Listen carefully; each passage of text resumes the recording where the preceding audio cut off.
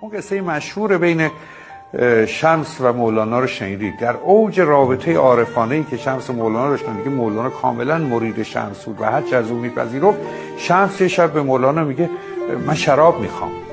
مولانا باورش نمیشه، چطور ممکنه؟ شمس مگه شراب میخوره؟ میگه نه من شراب میخوام، برای من تهیه کن. مولانا میگه من از کجا برم، من اصلا اهل این چیزا نیستم. بعد این وقت شب من از کجا شراب تهیه کنم؟ میگه خب محله‌ای که شراب میشه تهیه کرد که میدونی، برو برای من بیار.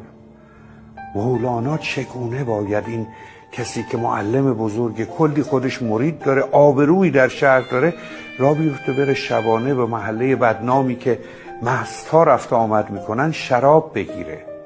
مولانا رو میبینن مردم که شراب میگیره، ظرف بزرگ شراب رو بر سر میگذاره، در آغوش میگیره و به سمت خانش میاد.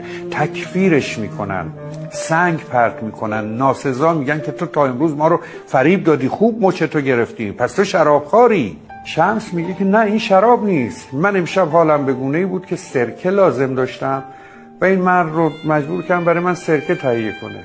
مردم میگن نه این از محله شرابخوارا شرابه، میان نزدیک میشن بو میکنن میبینن سرکه است. شمس میدونه که مولانا باید خراب بشه تا درست بشه.